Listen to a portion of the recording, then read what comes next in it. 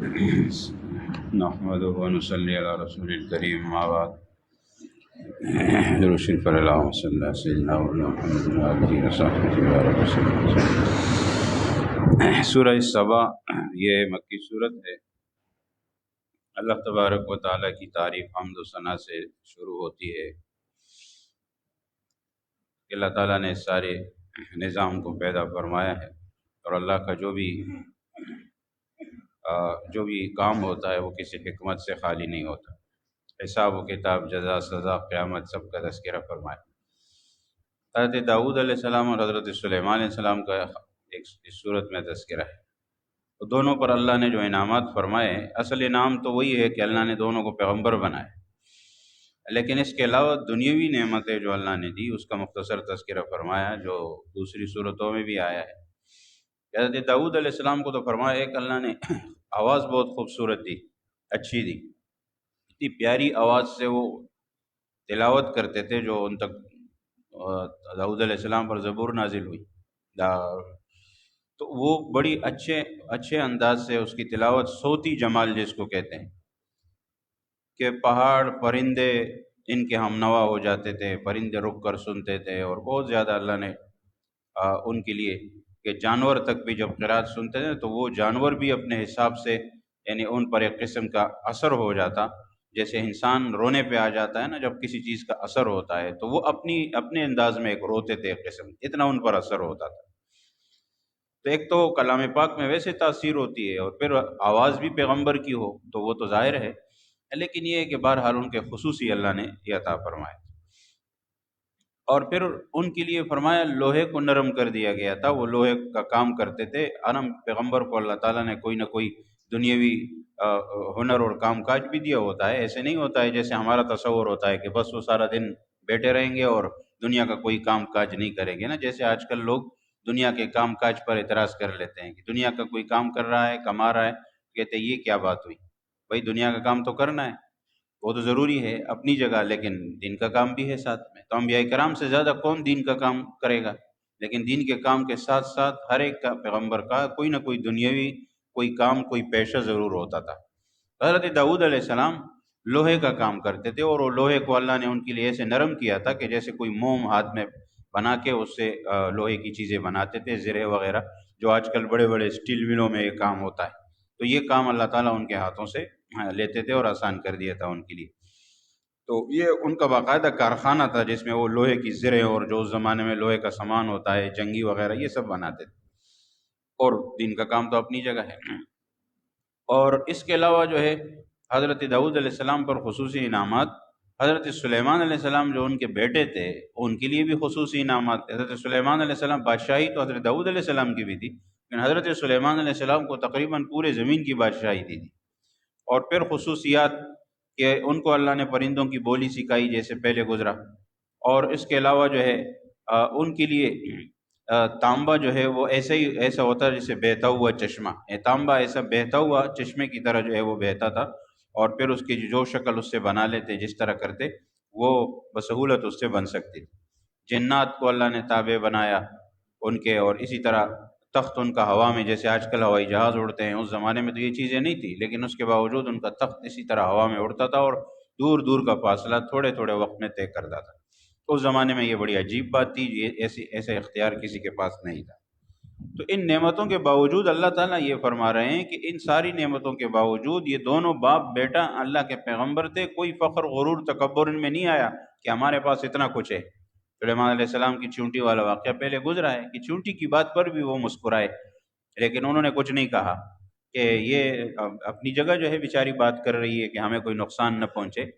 تو یہ دیکھیے اللہ نے اتنا ان کو نرم دل بنایا۔ حالانکہ انسان کے پاس تھوڑا سا کچھ اختیار آ جائے تو وہ اپنے آپ کو پتہ نہیں کیا سمجھنے لگ جاتا ہے۔ بہرحال وہ اللہ کے پیغمبر تھے۔ اس صورت میں اصل اہل سبا کا قصہ بیان ہوا ہے۔ یہ سبا، اہل سبا کی وجہ سے صورت کا نام بھی یہی ہے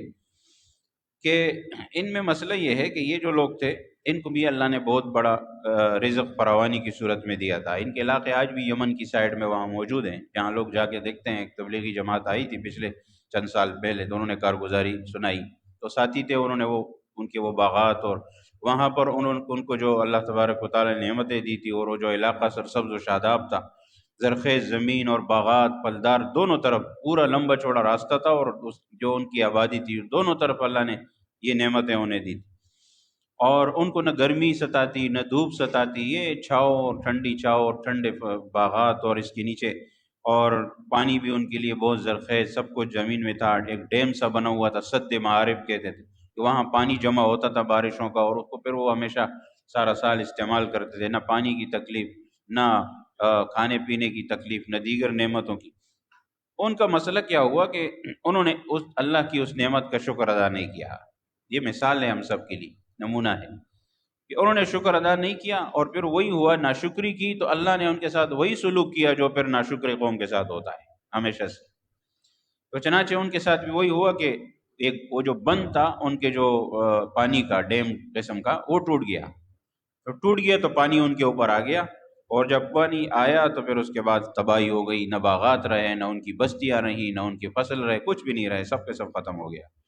تو اس لیے پھر پھل پھول کے بعد وہاں پر کانٹے اور یہ جڑی بوٹیاں رہ گئیں، اور کچھ بھی واقع نہیں رہا۔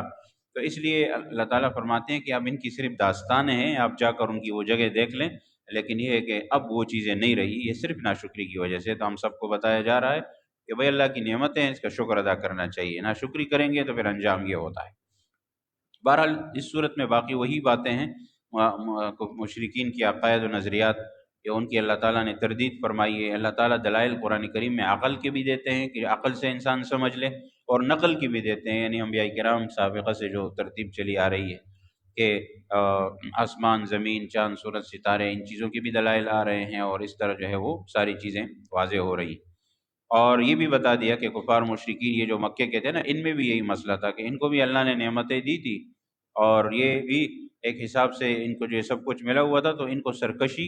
اور کفر اور شرک کی بنیادی وجہ یہی تھی کہ ان کو اتنا ناز تھا اپنے ان مال و دولت اور ان چیزوں پر، کہ جیسے ان کے مال بھی ان کے پاس ہوتا تھا، اولاد بھی ہوتے تھے، کیونکہ یہ مشرکین جو تھے یہ سب کے 12 15 بیٹے ہوتے تھے، اور پھر سب ان پر فخر کرتے تھے کہ میری اتنی اولاد ہے جو میرے لیے لڑتی ہے، اور میرے لیے ہر جگہ میرے پیٹھ پر کھڑی رہتی ہے۔ تعصب ہوتا تھا، عصبیت، کہ بھئی حق ہے نہ حق ہے، بس اپنے بڑوں کے ساتھ کھڑے رہنا ہے، حق ہے یا نہ حق ہے، بس اپنے قوم کے ساتھ کھڑے رہنا، اس کو تعصب کہتے ہیں۔ حق نہ حق کو نہیں دیکھتے تھے۔ تو اس لیے فرمایا کہ وہ یہ سارے کام کرتے تھے، تو پھر اگر یہ بھی اسی طرح کر رہے ہیں تو ناشکری ہے، یہ اللہ کی عبادت نہیں کرتے، اللہ کو نہیں مانتے، اللہ کی نعمتوں کو استعمال کر رہے ہیں لیکن اللہ کو وحدہ لا شریک نہیں مانتے، تو ان کا انجام بھی خطرناک ہے۔ چنانچہ پھر ان کے ساتھ بھی وہی ہوا، وہ ساری نعمتیں ان سے اللہ نے لے لی اور سب مسلمانوں کو عطا فرما دی، یہ اللہ کا انعام ہے۔ تو اس لیے وہ انہی باتوں کی وجہ سے مسلمانوں کی توہین کرتے تھے، پیغمبر علیہ الصلوۃ والسلام کی کرتے تھے، تو اس لیے فرمایا کہ یہ چیزیں جو ہیں ہمیشہ نہیں رہیں گی، یہ پھر اللہ تعالیٰ ان سے لے لے گا۔ اور سورت کے آخر میں بھی فرمایا کہ آخر میں لوگ ایمان قبول کرنا چاہیں گے، لیکن ایمان قبول کرنے کا پھر کوئی فائدہ نہیں ہوگا، لہذا وقت ہے کہ جب ایمان لانے کا وقت ہو اسی وقت ایمان قبول کر لینا چاہیے۔ سورت فاطر جو ہے اس میں بھی اللہ کی توحید کی وحدانیت کے دلائل ہیں، شرک کی تردید ہے، مختلف انداز سے اللہ نے اس کو مسترد فرمایا ہے کہ جو شرک کرتے ہیں وہ اپنے لیے تباہی بربادی کی بنیاد رکھ رہے ہیں، اور اللہ کے ذات کی ناشکری کر رہے ہیں۔ نعمتیں اللہ نے دی ہیں، پیدا اللہ نے کیا ہے، اور موت بھی اللہ دے گا، اور یہ خود مانتے ہیں، اس کے باوجود بھی دوسری کی عبادت کرتے ہیں، تو یہ کون سا طریقہ ہو گیا؟ تو اس لیے فرمایا کہ ابتدا میں خالق اصل میں اللہ ہے، فاطر کا معنی بھی خالق ہوتا ہے، جو پہلی مرتبہ انسان کو پیدا کرے۔ جب فاطر ہر چیز کا اور خالق ہر چیز کا اللہ ہے تو پھر عبادت کے لائق بھی وہی ہے، لہٰذا اسی کی عبادت کرنی چاہیے۔ اور صورت میں اللہ نے فرمایا کہ بینا اور نابینا برابر نہیں ہو سکتے، آنکھوں والا اور اندھا برابر نہیں ہو سکتے، زندہ اور مردہ برابر نہیں ہو سکتے، اور روشنی اور اندھیرا یہ برابر نہیں ہو سکتے، دھوپ اور چھاؤں برابر نہیں ہو سکتے۔ تو اس لیے فرمایا اسی طرح مومن اور کافر بھی برابر نہیں ہو سکتے۔ اگر ان کا یہ خیال ہے کہ کیا ہوا کہ اگر ہم ایمان نہیں لائے تو اس سے یہ نہیں، یہ بہت بڑا فرق ہے، ایمان نہیں لائے تو کفر کی حالت میں دنیا سے گئے تو پھر بخشش جو ہے وہاں پر بہت مشکل ہے اور ناممکن ہے۔ ہاں دنیا میں ایمان لے آؤ، ان چیزوں سے توبہ کر لو تو اللہ تعالیٰ معاف فرما دے گا۔ اور وہی اللہ تبارک و تعالیٰ نے سرخ سفید اور سیاہ پہاڑ اور پھول اور اسی طرح جو ہے مختلف قسم کے رنگ، زبانیں، مزاج ہر کسی کے الگ الگ، یہ اللہ نے فرمایا کہ یہ سب کے سب اللہ کی نشانیاں ہے کہ ایک اللہ نے سب کو پیدا کیا اور سب انسانوں کا پوری روئے زمین پر سب کچھ الگ الگ ہے، رہن سہن، رنگ، نسل، زبان، سب کچھ الگ الگ ہے۔ یہ کیوں ہے؟ یہ اللہ نے اپنی قدرت کی نشانی بتا رہا ہے۔ اور اب تو لوگوں کے جو ہے وہ انگلیوں کے نشان الگ الگ آ گئے، ہاتھوں کے، پاؤں کے، ایک ایک انسان کا کسی پوری دنیا کے اربوں انسانوں میں کسی کے ساتھ نہیں ملتا۔ آگے سورہ محمد میں آئے گا کہ وہاں اللہ تعالیٰ فرماتے ہیں کہ ہم نے انسان کے ایک ایک انگلی کے پور پور کو، اس ٹکڑے کو ہم نے الگ الگ بنایا ہے۔ اسی وقت اللہ نے فرما دیا، اور آج یہ ثابت ہو گیا کہ ایک ایک انگوٹھا اور ایک ایک اس کا نشان پوری دنیا کے کسی بھی انسان سے نہیں ملتا، نہ بھائیوں کا ملتا ہے، نہ والدین کا ملتا ہے، کسی کا بھی نہیں ملتا۔ یہ اللہ کا بہت بڑا نظام ہے کہ ایسا مختلف اللہ نے کیسے پیدا کیا ہے، یہ انسان کے بس کی باتیں تو نہیں ہیں۔ تو اس لیے ایک چیز اس میں یہ بھی آ گئی کہ انما یخشی اللہ من عبادہ العلماء، فرمایا کہ ان ساری باتوں سے عبرت وہی حاصل کرتے ہیں جو صحیح معنوں میں عالم ہو، اور اللہ کا خوف بھی ان کے دل میں ہوتا ہے جو صحیح معنوں میں عالم ہو، یعنی علم دین، علم شریعت اور اللہ کی معرفت، اللہ کی پہچان رکھتے ہوں۔ اور اگر یہ چیزیں کسی میں صحیح معنوں میں نہ ہو تو وہ ان چیزوں سے کوئی عبرت حاصل نہیں کرتے۔ وہ دنیا کے لوگ ہیں، وہ کہتے ہیں یار یہ تو ہوتا رہتا ہے، یہ دنیا کا نظام ہے، یہ چلتا رہتا ہے۔ بھائی چلتا تو رہتا ہے لیکن ایسے خود سے نہیں چلتا، کسی نے تو اس کو پیدا کیا ہے، کوئی تو اس کو چلا رہا ہے، بس سیدھی سی بات ہے، اس کو سمجھ لینا چاہیے۔ پھر فرمایا یہ بھی کہ قرآن کریم کی نازل ہونے کے بعد امت میں 3 قسم کے لوگ ہو گئے۔ ایک تو ظالم ہے، فمنہم ظالم لنفسہ، گناہگار لوگ، وہ گناہگار مسلمان ہیں کہ جن کے گناہ ان کی نیکیوں سے زیادہ ہے۔ اور ایک مقتصد ہے، میانہ روی، درمیان والے، کہ جن کی گناہ اور نیکی برابر ہے۔ اور سابق بالخیرات، ایک وہ لوگ ہیں سچے مومن جو طاعت عبادت میں سب سے آگے ہیں۔ تو بہرحال ان تینوں کے متعلق فرمایا کہ یہ تینوں جو ہے آخر میں کہیں نہ کہیں تو جنت میں جائیں گے، کیونکہ مومن تو ہے، گناہگار ہو، گناہ کم ہو، گناہ زیادہ ہو، گناہ نیکی برابر ہو، بہرحال ہے تو مسلمان، کہیں نہ کہیں گناہوں کی سزا پا کر وہ جنت میں جائے گا۔ لیکن اصل خطرہ اور اصل خطرناک معاملہ ان لوگوں کے لیے ہے جن کے پاس ایمان نہیں ہے۔ وہ جتنی بھی نیکیاں، نیک کام کرتے رہیں، اور جتنا چیریٹی فنڈ چلاتے رہیں، جتنا لوگوں کو خوش کرتے رہیں، جتنا NGOs چلاتے رہیں، اس کا بدلہ دنیا میں مل جائے گا، نیک نامی ہو جائے گی، شہرت ہو جائے گی، لوگ ان کو اچھا کہہ لیں گے، لیکن اگر عقیدہ صحیح نہیں ہے تو قیامت کے دن ان کو اس کے ذرے کے برابر اجر نہیں ملے گا۔ تو یہ سب فرما دیا اللہ تبارک و تعالیٰ نے کہ اصل جو جزا و سزا کا مدار ہے وہ عقیدے کے اوپر ہے، عقیدے توحید کے اوپر ہے۔ اور فرمایا کہ اللہ تعالیٰ اگر کسی کے گناہ پر سزا دینے پر آ جائے، یعنی لوگ کہتے ہیں نا کہ جی لوگ گناہ کر رہے ہیں لیکن کچھ نہیں ہوتا اور فوراً پکڑ نہیں آتی، اور مشرکین بھی کہتے تھے کہ ہم تو غلط کر رہے ہیں تو اللہ تعالیٰ ہمیں سزا کیوں نہیں دیتا ابھی ابھی فوراً؟ تو اس پر اللہ نے فرمایا کہ اگر میں فوراً کسی کو سزا دینے پر آ جاؤں تو ہر انسان سے کوئی نہ کوئی غلطی ہوتی ہے، اس طرح کوئی انسان، ایک انسان بھی دنیا میں نہیں رہے گا، صبح سے شام تک سب کے سب مرتے رہیں گے، کیوں کہ بھر انسان ہے، خطا کا پتلا ہے، کسی نہ کسی وقت اس سے گناہ ہو جاتا ہے۔ یہ تو اللہ تعالیٰ ڈھیل دیتا ہے، مہلت دیتا ہے، جتنا ہو سکے کہیں نہ کہیں تو واپس آ جائے۔ فرمایا کہ انسان تو انسان ہے، حیوان چرند پرند بھی باقی نہیں رہے گا اگر اس طرح سے آ جائے اللہ تبارک و تعالیٰ فوراً کسی کو پکڑنے پر، کیونکہ جب انسان ختم ہو جائیں گے تو چرند پرند کا کیا کام، وہ تو انسان کے لیے ہے۔ اس لیے اللہ فرماتے ہیں کہ ایک وقت مقرر ہے، جب وہ آئے گا پھر پتہ چل جائے گا کہ کون صحیح ہے کون غلط ہے۔ سورۃ یاسین جو ہے قرآن کریم کا دل ہے، اور فضائل ہم لوگ جو ہے وہ زیادہ سے زیادہ کبھی تلاوت کر لیں تو کر لیں، ورنہ کہتے ہیں کہ جی مردے کے سامنے یا قریب المرگ جو مرنے والا ہو اور نزع کی حالت میں اس کے سامنے پڑھنے سے موت آسانی ہو جاتی ہے، تو ٹھیک ہے، یہ سب اس کے لیے جو ہے وہ فضائل ہیں، لیکن ظاہر ہے کہ اصل میں اس کے مفہوم اور خلاصے پر کبھی غور کیا ہے ہم نے کہ اس میں کیا فرمایا اللہ تبارک و تعالیٰ نے؟ تو اس میں بھی قرآن کریم کی اور رسول اللہ صلی اللہ علیہ وسلم کی سچائی سے، یاسین نام ہی رسول اللہ صلی اللہ علیہ وسلم کا ہے صفاتی، اسی سے ابتدا فرمائی اللہ تبارک و تعالیٰ نے کہ پیغمبر علیہ الصلوۃ والسلام کا نام اور ساتھ میں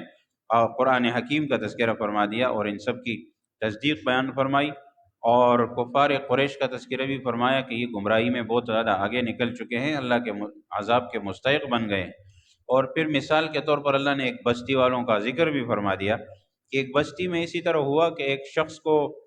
وہاں اللہ تبارک و تعالیٰ کے انبیاء کو انہوں نے جھٹلایا، اور ایک حق پرست اور نصیحت کرنے والا شخص ان میں پیدا ہوا، اس نے انہیں سمجھانے کی کوشش کی کہ بھائی یہ وہ لوگ آپ سے اچھی بات کر رہے ہیں، ان کی بات مانو، تو انہوں نے کیا کر دیا کہ ان کو شہید کر دیا، اور جب شہید کیا تو وہ ہدایت پر آمادہ نہیں ہوئے۔ فرمایا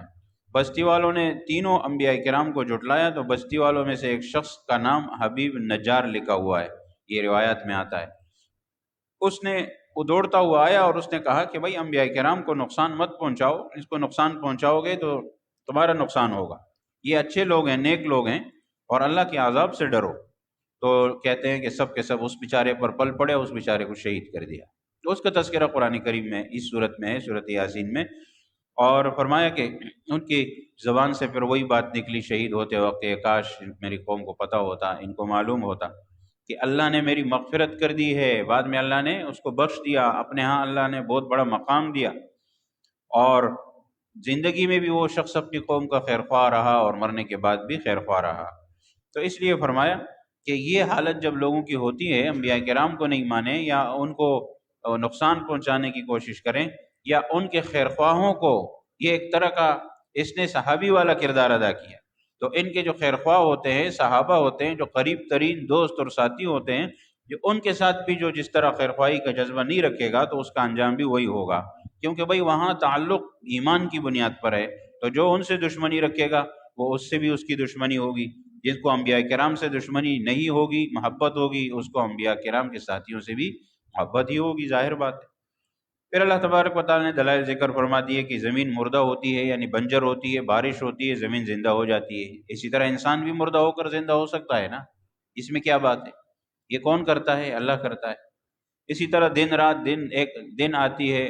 آتا ہے، رات آتی ہے، سورج چاند ستارے کل فی فلک یسبحون، یہ سب چل پھر رہے ہیں، کون کر رہا ہے یہ سب کچھ؟ یہ اللہ تبارک و تعالیٰ کی قدرت سے ہو رہا ہے۔ اور کشتیاں، جہاز بڑے بڑے وزنی جو سمندر میں چل رہے ہیں، اور یہ کیسے چل رہے ہیں اور ڈوبتے نہیں ہیں؟ پانی میں اللہ نے ایسی کیسی خصوصیت رکھی ہے کہ یہ سب کے سب انسان اس میں گرے تو وہ تو ڈوب جاتا ہے، بہت سی چیزیں ایسی ہیں جس میں ڈوبنے کی صلاحیت ہے، وہ ڈوب جاتی ہیں، لیکن یہ اتنے بڑے بڑے جہاز اس میں وزنی گھوم رہے ہوتے ہیں، اتنا مال لے کے، اتنا سامان لے، کچھ بھی نہیں ہوتا۔ تو یہ اللہ نے ایک نظام بنایا ہے۔ اس لیے فرمایا کہ اللہ تبارک و تعالیٰ نے زمین کے نباتات اور پھر اس کے بعد جن چیزوں کی لوگوں کو پتہ بھی نہیں ہے، ہر چیز کے اللہ نے جوڑے بنائے ہیں۔ اب یہ دیکھیں کہ ہر چیز اللہ نے جوڑے کے حساب سے پیدا کی ہے۔ اب پہلے تو لوگ یہ سمجھتے تھے کہ انسان ہے، پھر زیادہ سے زیادہ جانوروں میں بھی جوڑا ہے، یعنی جوڑا جوڑا ہوتے ہیں، لیکن آج تو ثابت ہو گیا ہے کہ ایک ایک چیز جتنا بھی ہے وہ سب کے سب جو ہے وہ جوڑے جوڑے ہیں۔ اس میں نباتات ہے، وہ جو درخت ہوتے ہیں، پھل اس میں تعبیر کرتے ہیں، ایک ٹکڑا لے کے دوسرے کے ساتھ لگاتے ہیں، وہاں وہ پھل پیدا ہوتا ہے، یہ جوڑا بنتا ہے۔ اسی طرح اس کے علاوہ جو ہے بہت سی چیزوں میں، حتیٰ کہ آج کل جدید تحقیقات کے مطابق اس پر یہ ایٹم وغیرہ کو تو لوگ سمجھتے ہیں، اس میں بھی دو جوڑے ہوتے ہیں کہ وہ دو آپس میں ملتے ہیں تو یہ بنتا ہے۔ اور پھر اسی طرح آج بجلی کے تار کو دیکھ لیے، اس میں جو ہے ٹھنڈا گرم ہے، ہر چیز کو دیکھیے تو اس میں آپ دیکھیں گے کہ دونوں چیزیں آ گئی ہیں، وہ جب ملتی ہیں تو آپس میں وہ چیز پیدا ہوتی ہے۔ تو اللہ نے پہلے ہی فرما دیا کہ ہم نے ہر چیز میں جوڑے بنا دیے۔ آج ہر چیز میں ثابت ہو رہا ہے کہ اس میں جوڑا ہے، دو چیزوں سے مل کر وہ چیز بنتی ہے۔ یہ اللہ تبارک و تعالیٰ کا نظام ہے۔ اور اسی طرح فرمایا کہ قیامت کے آخری باتیں بھی، سور پھونکنے کا تذکرہ بھی اس صورت میں آ گیا کہ جب سور پھونکا جائے گا پہلی بار تو لوگ اپنی معمولات وغیرہ کر رہے ہوں گے اور اپنے خرید و فروخت اور کاروبار میں مشغول ہوں گے، اور سور پھونکا جائے گا۔ تو اس پہلے سور پھونکنے کی وجہ سے سب کے سب خوف اور گھبراہٹ سب کے اوپر آ جائے گی کہ آخر یہ کیا چیز ہے۔ اور اس کے بعد جو ہے فرمایا کہ دوسری مرتبہ جب پھونکا جائے گا، یعنی وہ اس سے بھی زیادہ تیز، تو اس کے بعد سب کے سب ختم ہو جائیں گے سوائے اللہ کی ذات۔ اور اس کے بعد جو ہے جب تیسری بار پھونکا جائے گا تو پھر فرمایا کہ سب اٹھ جائیں گے، اپنے اپنی قبروں سے اٹھ جائیں گے، اور سب محشر کی طرف، میدان محشر کی طرف بھاگ رہے ہوں گے، اور اللہ تبارک و تعالیٰ کے سامنے پیش ہوں گے۔ وہاں پھر فیصلہ ہوگا جنت دوزخ کا، لوگوں کے اعمال کے مطابق دوزخیوں کو الگ کیا جائے گا، جنتیوں کو الگ کیا جائے گا، اور انسان کے تمام اعضاء پر، زبان پر مہر لگائی جائے گی، اور تمام اعضاء کو یہ قوت گویائی دی جائے گی کہ ہاتھ بھی کہہ رہے ہوں گے کہ اس نے ہم سے یہ گناہ کیا، پاؤں بھی کہہ رہے ہوں گے، آنکھیں، زبان کے علاوہ جو ہے وہ پھر کان، اور یہ سب کے سب اعضاء جو ہے وہ بول پڑیں گے۔ جب اللہ تعالیٰ انسان کی زبان سے آواز نکال سکتا ہے تو انسان کے باقی بدن سے بھی نکال سکتا ہے، یہ اللہ تعالیٰ کی شان ہے۔ تو اللہ تعالیٰ کر سکتا ہے، انسان کو اللہ نے پیدا کیا ہے۔ تو یہ بعث بعد الموت، قیامت کا تذکرہ جو ہے اس صورت میں ذرا زیادہ آ گیا ہے۔ اور آخر میں فرمایا اللہ کی قدرت کہ وہ کن فیکون ہے، جو چاہتا ہے وہ کن کہنے کی نہیں بلکہ اللہ کے ارادے کی دیر ہوتی ہے اور اللہ چاہتا ہے تو وہ ہو جاتا ہے وہ کام۔ اس لیے جب اللہ تعالیٰ کے پاس اتنی طاقت اور اتنا اختیار موجود ہے تو وہ مردوں کو زندہ کرنا، قیامت قائم کرنا، ساری کائنات کا ختم کرنا، جب پیدا ہی اللہ نے کیا ہے تو اس کو ختم کرنا وہ بھی اللہ کے لیے آسان ہے، کوئی مشکل کام نہیں ہے۔ سورۃ الصافات جو ہے یہ صافات فرشتوں کی صفت ہے کہ وہ فرشتے جو صف بنا کر کھڑے ہوتے ہیں،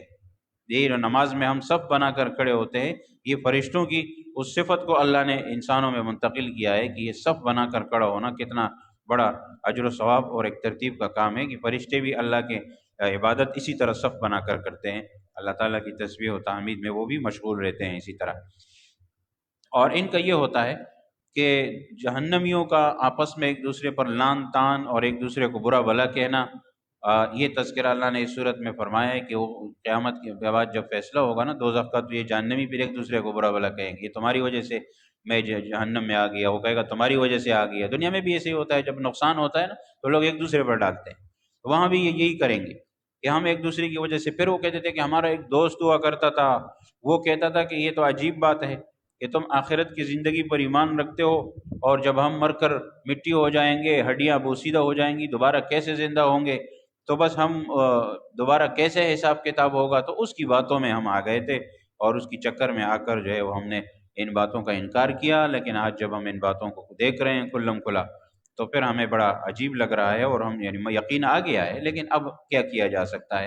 اور دنیا میں لوگ کہتے تھے کہ یہ چیزیں عقل کے خلاف ہیں، بھائی دین کے معاملے میں عقل نہیں چلانی،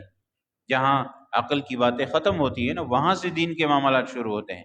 عقل تو انسان کی محدود ہے، جبکہ وحی لامحدود چیز ہے، وہ اللہ کی طرف سے بھیجی جاتی ہے، احکام اللہ کی طرف سے آتے ہیں۔ تو اس لیے حضرت کچھ انبیاء کرام کا بھی تذکرہ اس صورت میں فرمایا، حضرت نوح علیہ السلام، حضرت ابراہیم علیہ السلام، ان کی توحید کا تذکرہ فرما دیا۔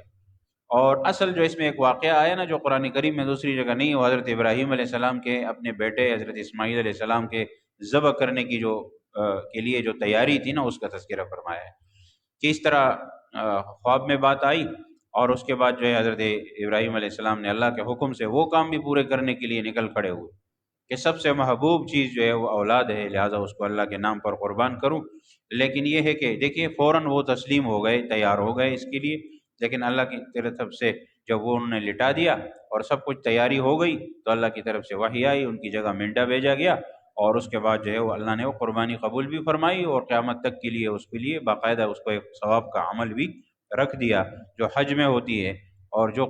عید کی قربانی ہوتی ہے، اسی طرح یہ سب اللہ تعالیٰ نے ثواب کا عمل اس کو بنایا۔ تو یہ کیوں؟ اس لیے کہ حضرت ابراہیم علیہ السلام نے اللہ کے حکم کو مانا، اور اس سے بھی جو عقل کے خلاف حکم ہے بظاہر، یہ اس لیے بات ہو رہی ہے نا کہ انسان کہتا ہے کہ خلاف عقل بات ہم نہیں مانیں گے، تو یہ عقل کے خلاف بات ہے کہ یہ حکم ہو کہ جی آپ بیٹے کو ذبح کر لیں، لیکن انہوں نے کہا کہ اللہ کا حکم ہے میں تو کروں گا۔ جب اللہ کے حکم کے لیے تیاری ہوئی تو اللہ نے وہ قربانی قبول فرمائی، بیٹے کے ذبح کی نوبت نہیں آئی، لیکن اللہ نے ان کی وہ فرما برداری لوگوں کو دکھانی تھی کہ دیکھیے میرے پیغمبر ایسے ہوتے ہیں، یہ مقام میں ان کو ایسے نہیں دیتا، یہ ان کے پاس یہ قابلیت ہوتی ہے۔ حضرت موسیٰ علیہ السلام، حضرت ہارون علیہ السلام کا تذکرہ بھی فرمایا، حضرت الیاس علیہ السلام کا تذکرہ بھی فرمایا کہ وہ بھی اس طرح ایک قوم کے پاس بھیجے گئے، اور حضرت ابراہیم علیہ السلام کے بھتیجے حضرت لوط علیہ السلام کا تذکرہ بھی فرما دیا، اور حضرت یونس علیہ السلام جو مچھلی کے پیٹ میں چلے گئے تھے اتنے دن تک کے لیے، کچھ عرصہ رہنا پڑا، اس کا تذکرہ بھی دوبارہ فرمایا۔ یہ سب پہلے بیان ہو چکا ہے، تو یہ بھی اس صورت کے اندر آ گیا ہے۔ اور اس سے متصل جو صورت صاد ہے اس میں بھی یہی باتیں ہیں کہ قرآن کریم کی اللہ نے شروع میں قسم کھائی، صاد والقرآن ذی الذکر، اللہ فرماتے ہیں اس قرآن کی قسم جو کہ ذکر اور نصیحت والی کتاب ہے، اور اس کے بعد اللہ کی وحدانیت، توحید اور اللہ کے جو قدرت کی باتیں ہیں وہ سب کے سب فرما دی۔ کفار جو ہے عجیب بات یہ کرتے تھے، جاہلانہ سوچ ان کی اور ان کا احمقانہ جو کام تھا کہ وہ خواہ میں وہ جٹلاتے تھے قرآن کو بھی، پیغمبر علیہ الصلوۃ والسلام کو بھی، اللہ تعالیٰ نے اس کی تردید بھی فرمائی، اور ساتھ ساتھ گزشتہ قوموں کے متکبرین اور اس طرح کے مست لوگوں کا تذکرہ بھی فرما دیا۔ حضرت داؤد علیہ السلام، یہاں بھی کچھ انبیاء کرام کا تذکرہ، داؤد علیہ السلام کا تذکرہ فرمایا، ان کو یاد کرو اللہ نے انہیں کیسی نعمتیں اور کس طرح اللہ نے ان کو وہ عطا فرمائی تھی، دنیاوی نعمتیں بھی، اور پیغمبر تھے لیکن اس کے باوجود بھی جو ہے وہ اللہ کی عبادت کر رہے تھے، اللہ کی وحدانیت پر قائم تھے، اور اسی کے لوگوں کو دعوت دیتے تھے۔